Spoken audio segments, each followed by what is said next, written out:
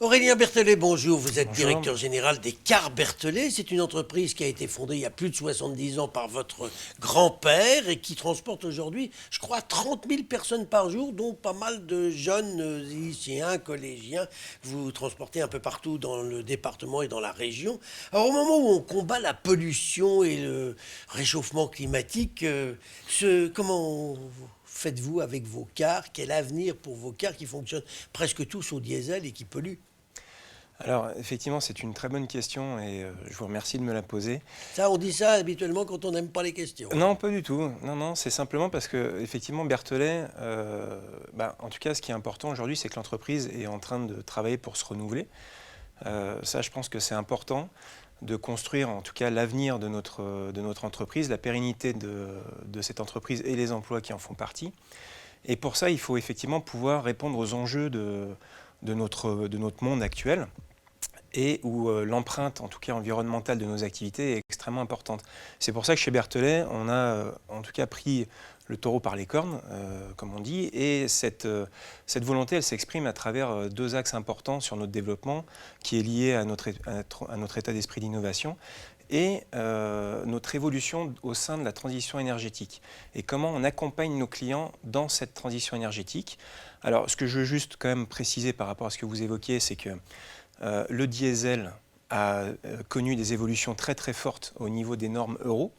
Aujourd'hui, on est à des niveaux où les moteurs thermiques qu'on utilise sur les nouvelles motorisations Euro 6 sont extrêmement moins polluantes que les dernières générations. Remarquez, on a vu ça avec les Volkswagen où on avait trafiqué les moteurs pour vous faire croire qu'ils ne polluaient pas. On fait peut-être la même chose avec les cars. Mais écoutez, ça pour l'instant, j'en ai pas entendu parler, j'en ai pas la preuve. Donc j'ose croire que ce n'est pas le cas.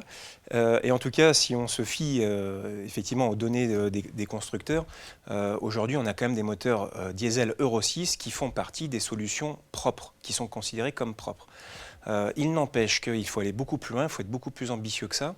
Et c'est ce que nous on fait au sein de l'entreprise Berthelet, puisqu'aujourd'hui on a déjà déployé des flottes de véhicules qui fonctionnent au GNV, donc au gaz naturel. Au bio-GNV même, donc c'est des nouvelles technologies de motorisation qui sont, et ça c'est aussi important de le dire, avec des business models qui sont viables, qui sont assez proches de ce qu'on peut obtenir avec le moteur thermique.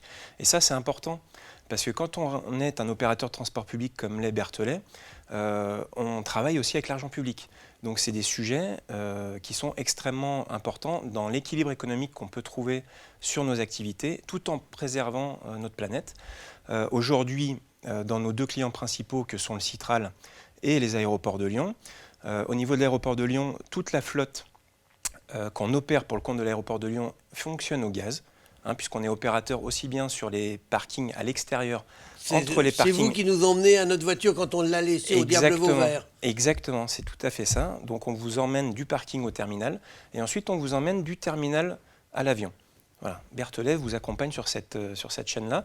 Et en tout cas, aujourd'hui, on le fait avec des véhicules qui fonctionnent au gaz, donc qui sont beaucoup plus propres au niveau de l'empreinte environnementale. Et l'électricité, c'est pas une réflexion que vous avez? Alors, ça bien n'est pas évidemment, adapté? bien Ça évidemment, ne sera pas adapté demain? Si. Pour nous, on est convaincus que notre métier va passer par un mix énergétique. Ce qui est d'ailleurs une grosse difficulté. Excusez-moi. C'est une vraie difficulté parce que les technologies, par exemple en termes de maintenance, ne demandent pas les mêmes compétences. Et là, on a des vrais enjeux pour former nos équipes, essayer de les adapter justement à ces nouvelles techniques qui sont des vraies techniques d'avenir. Mais demain, je ne pense pas que nos activités se réaliseront uniquement avec une énergie, que ce soit le thermique, le gaz ou l'électrique, mais vraiment un mix en fonction des caractéristiques de ces nouvelles énergies. L'électrique, par exemple, le problème, en tout cas une des contraintes majeures qu'on peut rencontrer, c'est l'autonomie. Ce qui n'est pas le cas du gaz, par exemple. Le gaz, on est très très proche des autonomies qu'on peut avoir avec le thermique, donc ce qui est quand même extrêmement performant par rapport à nos contraintes d'exploitation. Parce que par exemple, quand vous fonctionnez à l'aéroport 24 heures sur 24, 365 jours par an, des kilomètres vous en faites, et il faut une continuité de service permanente. On peut pas, personne n'accepterait que le service soit interrompu et que les clients de l'aéroport rate un avion à cause de l'autonomie du véhicule. Aurélien Berthollet, alors on a parlé de l'environnement, de la pollution, des efforts que vous faites. J'imagine qu'il y a un autre souci majeur dans votre profession, dans les métiers que vous exercez, c'est la sécurité. Ah, complètement. Hein. Alors comment vous faites là pour garantir la sécurité? On entend tous régulièrement parler d'accidents au bout du monde, de cars qui tombent dans des ravins ou dont les freins lâchent. Comment vous faites pour être sûr qu'il n'y a pas de problème, ni avec le matériel, ni avec les chauffeurs? Et effectivement, vous faites bien de le dire et de le préciser. La sécurité, elle est bien sur deux axes principaux. La partie véhicule, où donc là, il y a des normes qui évoluent au fur et à mesure. Aujourd'hui, tous les véhicules, par exemple, sont équipés d'éthylotest. Donc, il n'y a aucun démarrage qui peut être réalisé sans qu'un conducteur ait soufflé dans l'éthylotest.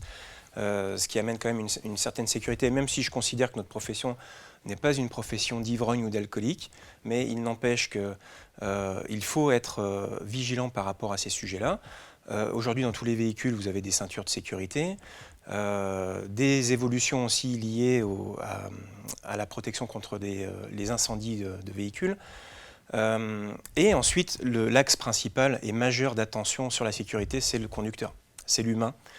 Et c'est là où il faut être en capacité de former ce personnel. Aujourd'hui, au sein de Berthollet, on a une équipe de formation de 4 personnes qui sont dédiées uniquement à la formation de nos conducteurs et donc qui passent tout leur temps à faire monter en compétence notre personnel de conduite qui sont des vrais professionnels de la route. Avant de nous quitter, Aurélien Berthollet, je voudrais quand même évoquer un sujet d'actualité. Vous avez récemment lancé un bus gastronomique dans la ville. Est-ce que franchement, on peut servir de la bonne cuisine dans des vieux bus branque-ballants qui se promènent dans les ruelles de Lyon? Mais vous savez ce que j'ai envie de vous dire? Mais venez. Oui, enfin, ceux qui nous écoutent, j'imagine que vous allez aussi leur dire venez et payez votre place, ça, oui. On a bien compris. Non, mais bien sûr, mais la question en tout cas, elle fait du sens aussi parce que c'est vrai que naturellement on peut se demander de quoi il s'agit et non, on a voulu en fait, pour nous ce qui était important, c'est d'être en capacité d'accompagner humblement, à notre niveau, la ville de Lyon par rapport à son attractivité touristique. Et ce qu'on voulait, c'était faire vivre une expérience à des gens qui aujourd'hui sont des Lyonnais ou des touristes, en alliant en fait une visite touristique de Lyon qui dure 3 heures. C'est une vraie expérience gastronomique et où on a positionné la gastronomie à un niveau qui est, en tout cas moi que je trouve déjà d'un très très bon niveau et qui laisse aussi une vraie expérience gastronomique couplé à cette visite touristique. Alors, dernier mot, ça coûte combien?